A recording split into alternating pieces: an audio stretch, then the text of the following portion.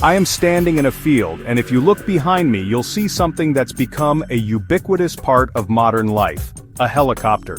We see them everywhere. Airlifting patients to hospitals, reporting on traffic, fighting fires, and of course in military roles. They are a mature, well-understood technology, but getting here wasn't a straight line. For every successful design that fills our skies, there are dozens, perhaps hundreds of designs that never made it. These aren't just paper sketches, they are fully fledged, often flying prototypes that promise to revolutionize aviation, only to be cancelled. These machines represent billions of dollars in research, countless hours of engineering genius, and bold visions of the future. They were designed to be faster, stealthier, bigger, or more versatile than anything before them. They were meant to be flying jeeps, city-to-city airliners, and invisible battlefield predators. So what happened? Why did these incredible, almost famous aircraft end up as footnotes in aviation history instead of icons? The reasons are often a complex mix of technological hurdles, shifting political landscapes, eye-watering costs, and sometimes just plain bad luck. Today we're going to look at 11 of the most fascinating canceled helicopter projects. We'll explore what they were trying to achieve, how close they came to success, and the specific circumstances that grounded them forever. These are the stories of what could have been, the ghosts of aviation's past that, in their failure, still managed to push the boundaries of what was possible and shape the aircraft we fly today. So, let's take a look at the helicopters that almost changed the world. The story of the Boeing Sikorsky Ray H-66 Comanche begins in the late Cold War, a time when the battlefield was expected to be a high-tech, high-threat environment. The U.S. Army needed a new reconnaissance and light attack helicopter, but not just any helicopter. They needed something that could survive on a modern battlefield saturated with advanced radar and anti-aircraft systems. The answer, they believed, was stealth. The Comanche was designed from the ground up to be the world's first stealth helicopter, with a radar cross-section hundreds of times smaller than any existing rotorcraft. Its angular fuselage, internal weapons bays, and shrouded tail rotor were all engineered to make it a ghost in the machine. In 2004, after more than 2 decades of development and nearly $7 billion spent, the U.S. Army canceled the program. While the Comanche never entered service, the advanced technologies developed for it found their way into upgrades for other aircraft, ensuring its legacy lived on. In the midst of the Vietnam War, the U.S. Army identified a pressing need for a dedicated, high-speed, heavily armed attack helicopter. The answer was the Lockheed AH-56 Cheyenne. This was no ordinary helicopter, it was a compound helicopter, a radical design. It combined the vertical lift of a traditional rotor with the forward thrust of an airplane, and most distinctively, a pusher propeller at the tail. It was designed to dash across the battlefield at speeds exceeding 240 miles per hour. It featured a sophisticated navigation and fire control system. In flight tests, they demonstrated incredible agility and speed, setting records and proving the compound concept could work. However, the Cheyenne's complexity was also its Achilles heel. In 1969, a phenomenon known as rotor hub pylon half-p-hop, a self-reinforcing oscillation, occurred. That oscillation caused the main rotor blades to slice into the cockpit, tragically killing the test pilot. In 1972, the Army officially canceled the Cheyenne program. That decision would eventually lead to the development of the venerable AH-64 Apache. Imagine stepping onto an aircraft in the heart of London and landing, less than an hour later, in the center of Paris. This was the vision behind the Fairey Rotodyne, a truly unique British aircraft from the 1950s. It wasn't quite a helicopter, and it wasn't quite an airplane. It was a compound autogyro. For takeoff and for landing, it used pressure jets at the tips of its 4 massive rotor blades, which spun the rotor like a giant pinwheel. Once it gained altitude and forward speed, the pilot would shut off the noisy tip jets. The engine power would then be transferred to 2 conventional propellers mounted on its wings. The large main rotor would then auto-rotate, essentially freewheeling in the airflow to provide lift. The single prototype could carry 40 passengers at a cruising speed of 185 miles per hour. British European Airways, a major airline at the time, even placed a letter of intent to purchase 6 of them. However, one massive problem plagued the Rotodyne from the start: noise, creating a deafening roar that was measured at over 113 decibels from a mile away. In 1962, the the government canceled the project, and the sole, groundbreaking prototype was sadly scrapped. After World War II, the U.S. Army was obsessed with the idea of battlefield mobility. They had the Jeep, a rugged, go-anywhere ground vehicle. But what if they could make it fly? What if a small unit of soldiers could simply hop over a river, hop over a minefield, hop over an enemy position? This desire for a simple, personal vertical takeoff and landing vehicle led to the Flying Jeep program. It was a radical departure from a conventional helicopter. The design was deceptively simple. A platform for the pilot and passenger's front ducted rotor, rear ducted rotor steering was accomplished by vectoring vanes in the rotor downwash, and by the pilot leaning, much like on a motorcycle. Piasecki built two prototypes. The first, the Model 59K Skycar, was powered by two piston engines and first flew, tethered, in 1958. The Army tested it extensively, even mounting a recoilless rifle on it to explore its potential as a weapons platform. It turned out to be more vulnerable to ground fire than a conventional helicopter because it operated at such low altitudes and lower speeds. The Army concluded that the concept had limited military utility, and in the mid-1960s the program was cancelled. As the 21st century dawned, the military's demand for battlefield surveillance grew exponentially. Drones like the Predator were changing the game, but they needed runways. Helicopters could hover, but their mechanical complexity limited flight time to just a few hours.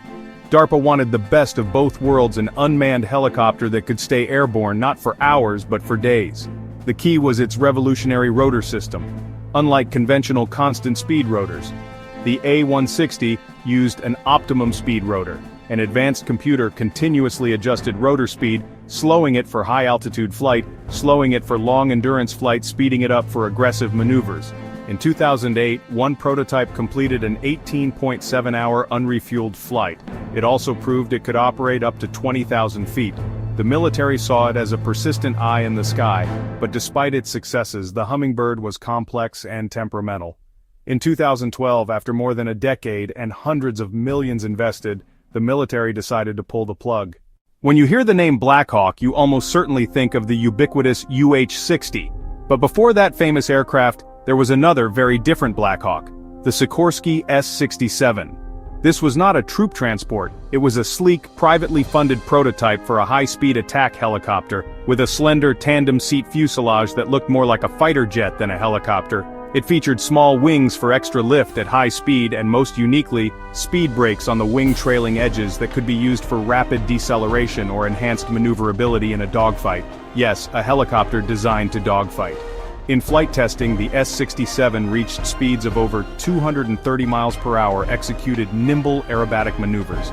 Sikorsky marketed the S-67 aggressively, both to the U.S. Army and to international customers.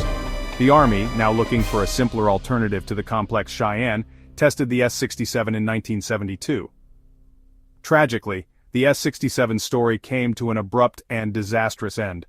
In 1974, while performing a low-level aerobatic demonstration at the Farnborough Air Show in England, the prototype entered an unrecoverable dive and crashed.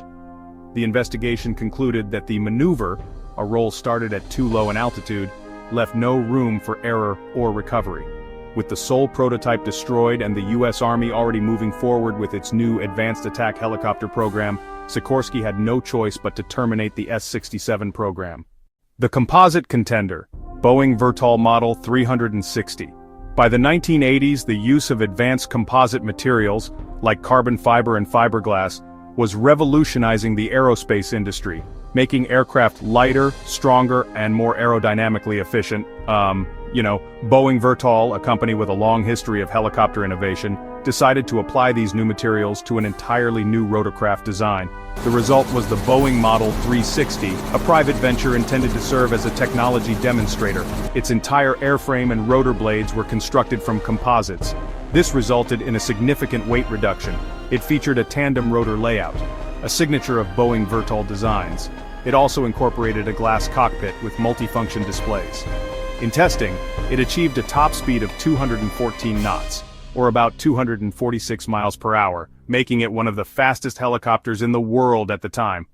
Boeing had hoped that the technologies proven on the 360 would be incorporated into future military programs, such as the V-22 Osprey tiltrotor The Model 360 served its purpose perfectly, not as a product but as a crucial stepping stone to the future of rotorcraft.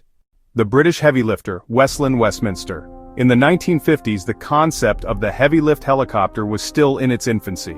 The ability to lift bulky cargo vehicles, large numbers of troops vertically, was a capability the military desperately wanted. In the UK, Westland Aircraft embarked on an ambitious private venture to create such a machine, the Westminster. To save time and costs, Westland based the core on proven S-56 components: engines, transmission, 5-bladed main rotor system. They replaced the heavy piston engines with 2 Napier Eland gas turbines. The initial prototype was a bare steel tube framework with engines cockpit. This skeletal prototype first flew in 1958, and it immediately demonstrated its potential. It was Britain's largest helicopter at the time. It was envisioned for military roles and civilian roles. Military, heavy troop transport, and a mobile crane for lifting equipment and even bridging sections. But timing was unlucky. Without orders and with rising private development costs, Westland cancelled the project in 1962. The 2 prototypes were scrapped. Britain's homegrown heavy lift effort ended.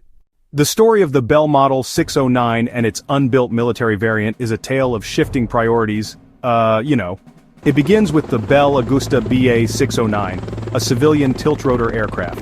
A tiltrotor, like the famous V-22 Osprey, combines the vertical takeoff and landing capabilities of a helicopter with the speed of a turboprop airplane and the range of a turboprop airplane by rotating its engine nacelles. The BA-609 was designed to bring this revolutionary technology to the corporate and private transport market. Seeing this potential, Bell proposed a military version to the U.S. Army. This was part of the Army's search for a new armed reconnaissance helicopter, or ARH, a program intended to replace the aging OH-58 Kiowa Warrior Scout helicopters. Bell's concept, often referred to as the Bell 609 ARH, would have been a game-changer. It offered the speed and range of a fixed-wing plane, allowing it to self-deploy over long distances and cover a vast area of the battlefield quickly. However, the Army's ARH program was fraught with difficulties. The program they eventually selected, the Bell ARH-70 Arapahoe, a derivative of the civilian Bell 407 helicopter, ran into severe cost overruns and schedule delays. In 2008, the ARH-70 program was cancelled entirely. With the primary requirement for a new scout helicopter suddenly gone, the idea of a militarized Bell 609 tiltrotor lost its momentum. The race for a successful VTOL aircraft wasn't limited to the West. In the Soviet Union, the Kamov Design Bureau, known for coaxial rotor helicopters, took on the Convert-a-Plane challenge. The goal? Vertical lift of a helicopter and the speed and range of a fixed-wing transport. Their answer? The Kamov K-22 Vintakryl Screw Wing. It looked like a transport fuselage with 2 massive nacelles on high wings. Each nacelle held a turboshaft engine. That engine drove a 4-bladed helicopter rotor and a conventional tractor propeller. During takeoff, the rotors provided vertical lift. Once airborne and tilted for forward speed, clutches engaged the propeller's lift, transferred to the wings. Revealed at Tushino Air Day 1961, it stunned observers. In 1961, it set world records, including lifting 36,000 pounds. But complexity caused severe control and stability problems. 2 of 4 prototypes were lost in crashes, both attributed to control system failures that made them uncontrollable. The program was cancelled and the surviving prototypes were scrapped. How do you make a helicopter go really, really fast? By the 1970s, engineers knew the main limitation was the main rotor itself. Sikorsky decided to tackle this problem head-on with one of the most radical helicopter designs ever flown. The S-69, later designated the XH-59 by the U.S. Army and Navy. The XH-59 was a demonstrator for the Advancing Blade Concept, or ABC. The core of ABC was a rigid coaxial rotor system. 2 rotors spinning opposite directions canceled torque and removed the tail rotor. ABC fixed it by using advancing blades on both sides for lift. For forward thrust, the XH-59 had 2 turbojets, one mounted on each side of the fuselage. That made it a compound helicopter, rotors for lift, jets for thrust. 2 prototypes first flew in 1973. The XH-59 exceeded 300 miles per hour in a shallow dive with the jets. It was fast and agile. However, the prototypes were also plagued by problems. The program ended in 1981. Sikorsky kept refining ABC. It reappeared decades later on demonstrators like the X2 and Raider X. So there you have it. 11 incredible machines, each one a bold attempt to redefine what a helicopter could be. They represent enormous investments of time, money, and human ingenuity. It's easy to look at these canceled projects as failures, as dead ends on the path of progress. But in reality, that's not the full story. Aviation doesn't advance in one smooth, continuous line. It moves forward in fits and starts. Each one of these canceled helicopters, in its own way, pushed the boundaries of the possible. The Cheyenne's complex systems paved the way for the integrated avionics in the Apache. The Hummingbird's quest for endurance advanced unmanned flight. The Model 360 proved the value of composites. The XH-59's radical rotor concept is alive and well in the high-speed helicopters being developed today. These aircraft were not just failures, they were incredibly valuable, if sometimes painful, lessons. The legacy of these grounded ghosts is not in what they became, but in what they enabled. They remind us that for every successful design we see in our skies, there are countless others in the shadows, technological martyrs that had to fail so that others could succeed. And as we continue to push for the next generation of vertical flight, it's worth remembering these fascinating machines that almost, but not quite, changed the world. Thanks for watching.